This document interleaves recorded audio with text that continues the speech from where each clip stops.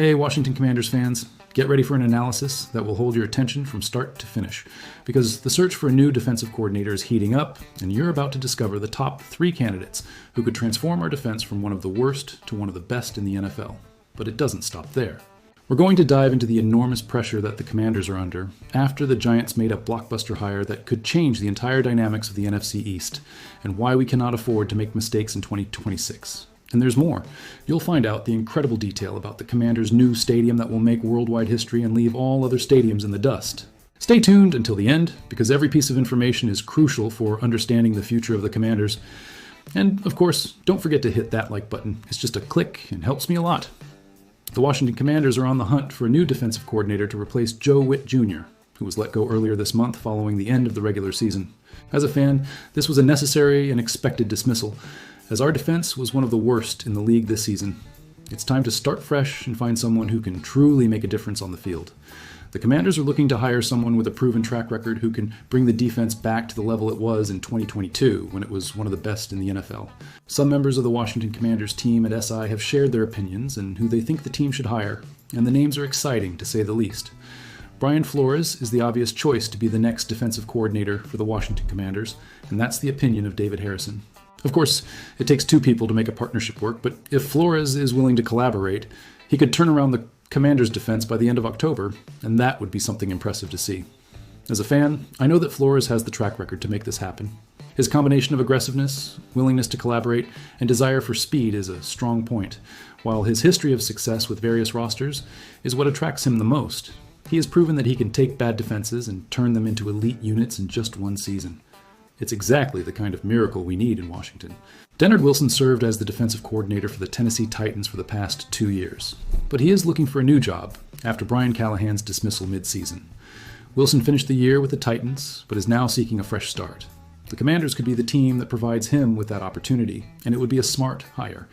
The Titans allowed the second fewest yards in the NFL in Wilson's first year at the helm. So, even though the Titans haven't played their best football over the last 2 years, the defense is not solely to blame. Wilson emphasizes working with the secondary players, who currently have many young ones in the position.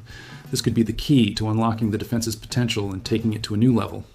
Jeremy Brenner, another contributor at SI, sees Wilson as a viable option because of his ability to develop young talent. Our secondary is filled with promising players who need guidance and development. Wilson could be exactly what we need to maximize these players and create a cohesive and efficient defense. Jonathan Gannon is Joanne Coley's pick, and it makes a lot of sense when you think about it. He has done this at a high level, especially when he ran the Eagles' defense during the season that took the team to the Super Bowl. He knows the NFC East like no one else and understands what it takes to stop teams like Dallas and Philadelphia, our most hated rivals. Even more importantly, Gannon would bring structure and consistency to the Commanders' defense, which has been sorely lacking in both.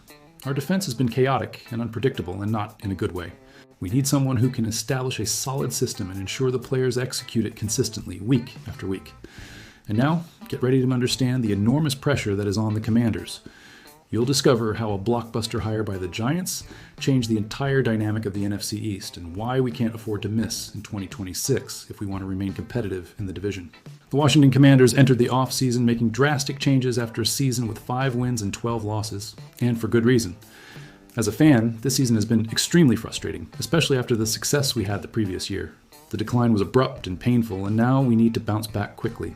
They are not the only team seeking to improve their coaching staff, and the NFC East is gearing up for an exciting 2026 season.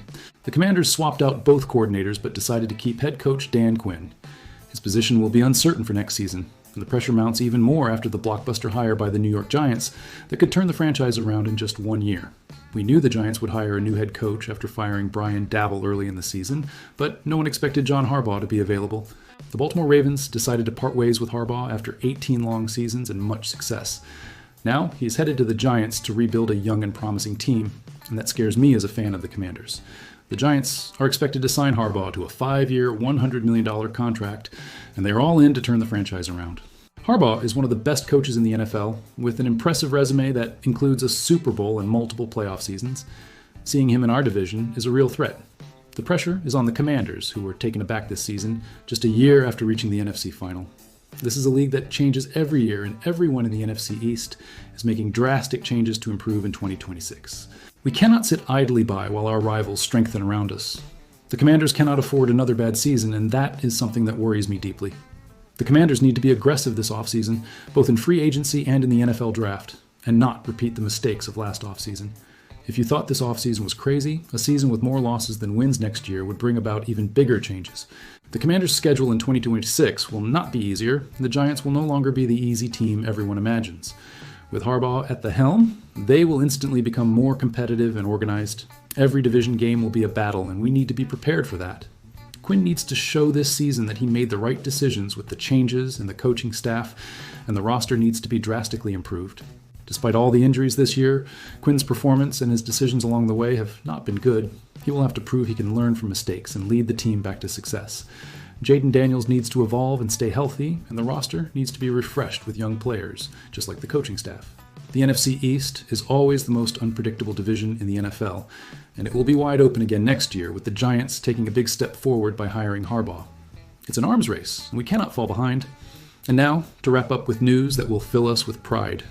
You're about to discover the amazing detail of the new Commanders Stadium that will make world history and leave all other NFL stadiums in the dust. Get ready to be moved by the future of our home. After nearly 30 years of playing American football in Landover, Maryland, the Washington Commanders will finally have a new stadium, much closer to the city that bears its name. As a fan, this is news I have been waiting for years, as the Northwest Stadium is in deplorable condition. With billions invested in the project, it will feature a rather unique characteristic that will impress the entire world.